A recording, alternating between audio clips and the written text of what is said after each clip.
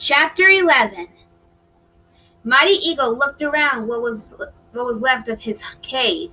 His home was completely destroyed. "Dodge that bullet," he said as he started to tidy. He wasn't kidding himself, though.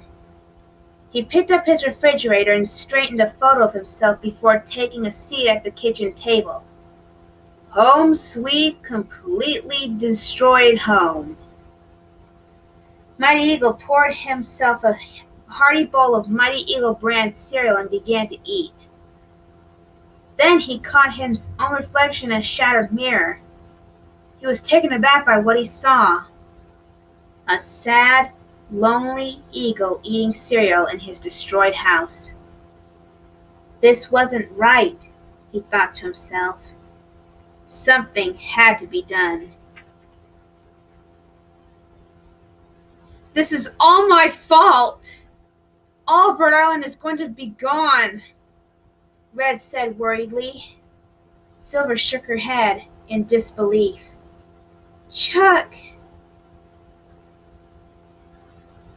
if I hadn't dragged them into this, Chuck and Bomb would still be alive." Kaboom!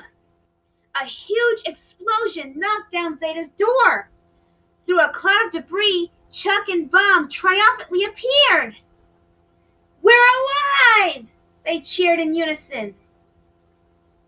"What in the... Really, guys?" Chuck chortled. The force of Bomb's explosion had sent Red's frozen pool raft sailing. It had landed on top of Silver's raft, making it appear like they'd been kissing. "Chuck!" Silver cried out happily. "We thought you were dead!" Red was ecstatic. "Oh, and you immediately started doing this?" Chuck scoffed. Red was confused. Silver realized that Chuck was implying. "No, ew, we weren't." "I'm just going to give you two a little space," Chuck said, shoving Red away. He picked Silver free from her ice shackles. Bomb popped Red's pool raft, sending him free. "But how did you guys not get burned up by the lava?" Red asked. "One of you should ask," Bomb said as he recalled what happened. Chuck and Bomb screamed as they were being lowered into the lava pit. Their whole bodies were submerged into the scorching, simmering cauldron. Red looked on in complete horror. But then, a single wing broke to the surface. With a huge gasp, both Bomb and Chuck rose from the lava. They used the chain to jump onto the platform below, and they shook themselves off. Lava flew off them like drops of water from a shaking dog. "Pig snot!" Chuck and Bomb cheered as the last bits of lava flew off of them. "That stuff is no joke," Bomb added as they fist bumped. They had covered themselves in Gary's miraculous fire protectant, which had kept them safe from the lava. After hearing their story of survival, Silver lunged at her brother and gave him a huge hug. And then something incredible happened. Red joined the hug. "I love you guys," he said. He said it! Then everyone joined in on the massive group hug. Even Courtney, Gary, and a squeaking garbage can with arms hopped into the action. Just in time for the team hug. The garbage can was Leonard. Feels good," he continued. "Okay, that's enough." Everyone pulled away except for Red, who wouldn't let go of Chuck and Bomb. "Oh." Okay, Red, you can let go now," Bomb said gently, but he was still clamped on like a vice. "Red, are you okay?" "Yeah," Red finally replied. Just trying to get some of that pig snot for myself." "How about some Chuck snot?" Chuck offered. No, I'm good. Uh, guys, this clock is counting backward, said Bomb, pointing to Zeta's countdown on the flat screen TV. That's how long we've got till Zeta destroys both our islands, Silver explained. Things were starting to feel very real. The timer was counting down, and every second was a second closer to the destruction of their homes. Red! Red! What are we going to do? Chuck panicked. Well, I think, Red stammered. He didn't know what to do, but then he looked at Silver and knew exactly what they needed. I think we should listen to Silver, he said confidently. Silver, what are you thinking? Silver was taken aback by Red's change of heart. Well, she said as she scoped out the super weapon. Suddenly, Silver had a plan. From Zeta's super weapon, Silver and the heist crew looked over the room with the super weapon. Ice balls filled with lava rolled past them. That's the heart of the super weapon, Silver explained. And if you look closely, you can see that at the base is a giant air pressure chamber. If we destroyed that, guys, we could disable the whole super weapon. Silver could see that the entire team was listening to her every word. Only problem is, it's surrounded by armed patrol guards. She pointed to the Eagle Guards patrol below them. Bomb raised his hand. I can take out the guards. Everyone looked at Bomb with surprise, but he didn't seem to notice. We also have to deal with all the security cameras, Silver added. I'll take care of the cameras, Chuck chimed in as he zipped out of view for a second. He returned in a flash, but was now wearing spy gear. Don't even worry about it. Red, you and I have to get ourselves encased in one of those ice balls and roll it down the track to take out the weapon, Silver said, gesturing to a lava-filled ice balls that were rolling down the production line. Okay, sure. Leonard, Silver said, turning to him. See the ice ball track leading to the pressure chamber? Okay, follow that orange lava tube up to the switch lever. Pulling that lever will create a ramp so that when Red and I roll down in the ice ball, we'll be launched through the air at the perfect trajectory to take out the super weapon.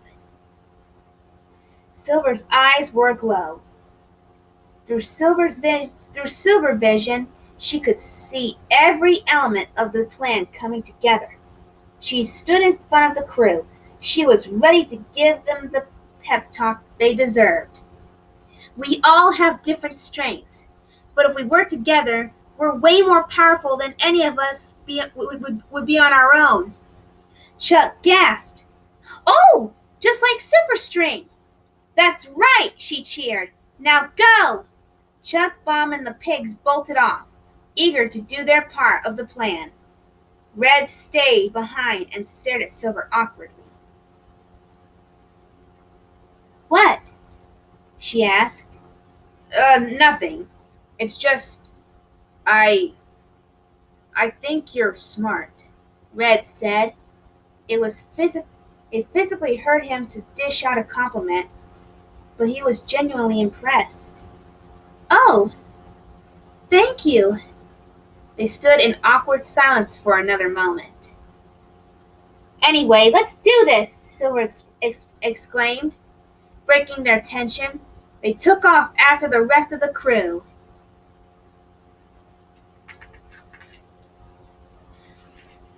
Chuck, in full ninja mode, began his part of the plan. He zipped around the super weapon main floor, dodging guards and security cameras. Through his walkie-talkie, Chuck could hear Silver speaking to him. Chuck, let us know when you've disabled the cameras. Chuck spotted one of the security cameras and got an idea. From his pocket, he pulled out a pack of crayons and a stack of sticky notes. For a few moments later, his idea came to life. Eagle Guard Carl was watching video feed from the security cameras.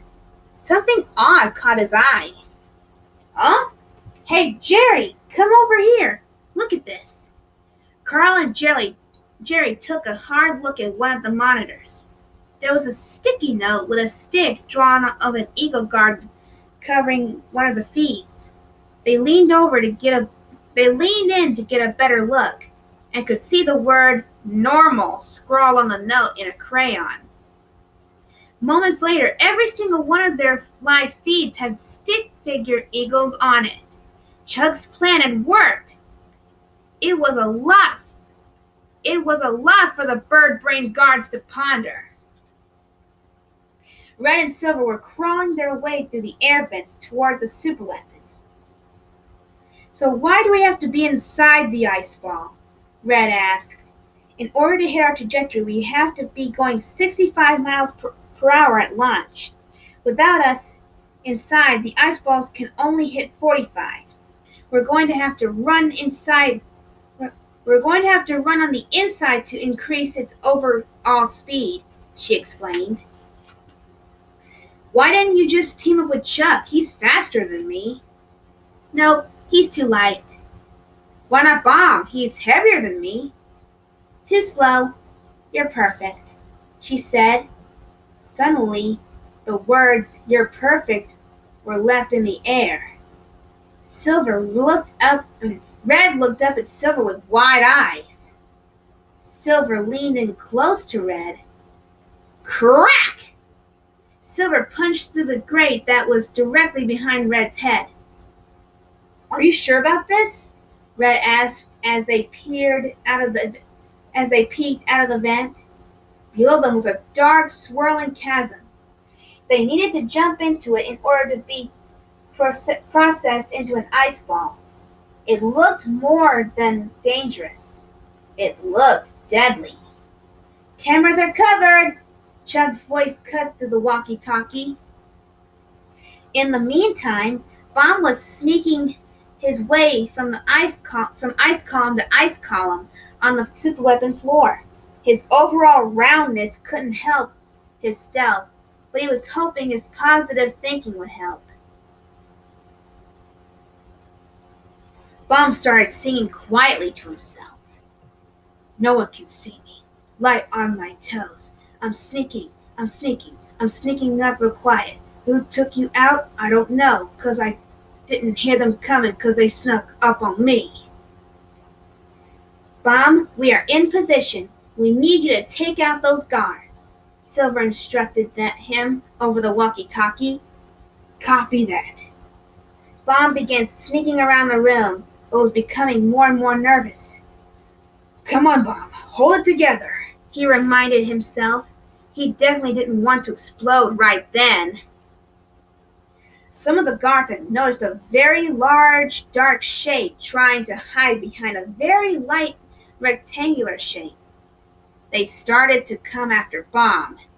You can do this, Bomb, he encouraged himself. Just take them out! Just take them out! Being as tough as he could be, Bomb heroically stepped out to face the guards and immediately took them out to celebrate. What? The party was packed, and Bomb was having a great time with the Eagle Guards. Thanks for taking us out, man, one of the guards said gratefully. Bomb had misunderstood the take them out part. Silver had meant that they needed to be taken out of the game, but Bomb understood it as taking them out to a party. Good Lord, that exploding dimwit. Ha-ha! It'd be even greater if we had some pigs in a blanket, Bomb said loudly before whispering into his walkie-talkie. I repeat, we need pigs in a blanket. In the main superweapon room, Leonard, Courtney, and Gary were a little confused about what they had just heard on the walkie-talkie. That's gotta be our cue, right? Leonard wondered. The three piggies dashed across the icy floor. They were all wearing sleek speed skater outfits. At full speed, the pigs skated up to the slide toward their target. Poor Chuck's plan was starting to become unglued. One of his sticky notes had fallen off the security camera. When he tried to stick it back on, it fell off again. The ice was too slippery. Desperate to get the note to stick, Chuck lit the security camera. Much to his surprise, his tongue stuck to the ice. He struggled to get it free, but there was nothing he could do except dangle there helplessly, like a sitting duck. Yes, yes, yes! Ha ha! Zeta cheered as she and Debbie entered the control room. 3 minutes to launch! Zeta and Debbie began dancing with glee. This kind of feels like New Year's Eve, right? Zeta asked. Yes, Debbie agreed. Let me go get the party box. Debbie ran back to Zeta's lair to get the box, but was shocked to discover that their prisoners were missing. Zeta, we have a problem, she yelled from the balcony, showing Zeta their discarded pool floaties. Ah! Glenn, begin the launch sequence, now! Zeta commanded.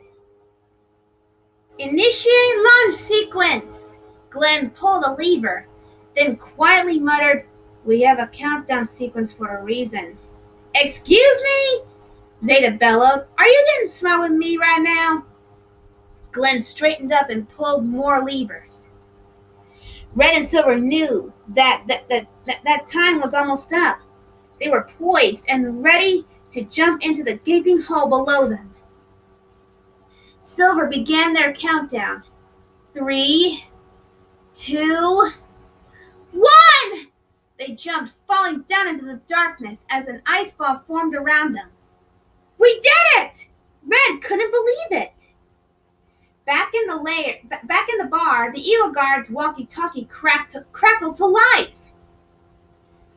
Attention all Eagles! Debbie's voice filled the room. Bomb became very nervous. The prisoners from Bird Island have escaped, she continued. The Eagles jumped up and rushed out of the party. They had to find those prisoners. Guys, whoa! Hold on! Bomb pleaded. We're not done hanging out and having a good time. But no one was listening to Bomb. All the Eagles were headed back to take out his friends. This time, however, they wouldn't be taking them out to a party. Leonard and the pigs had just about pulled themselves up to the ice slide high above the superweapon floor. Okay, we're in position. Right on schedule, Leonard said, eyeing the countdown clock on the wall. Leonard, look! Gary pointed at some lava-filled ice balls that were rolling toward them. The balls were rolling so fast that they knocked the piggies over like they were bowling pins. Leonard and Gary slid, but managed to stop themselves by grabbing the edge of the ice slide. Courtney, on the other hoof, wasn't so lucky. She was knocked all the way back down the slide onto the main floor. I'm okay! Courtney's voice rang from below. Getting ready for their first launch, Zeta could barely contain her excitement.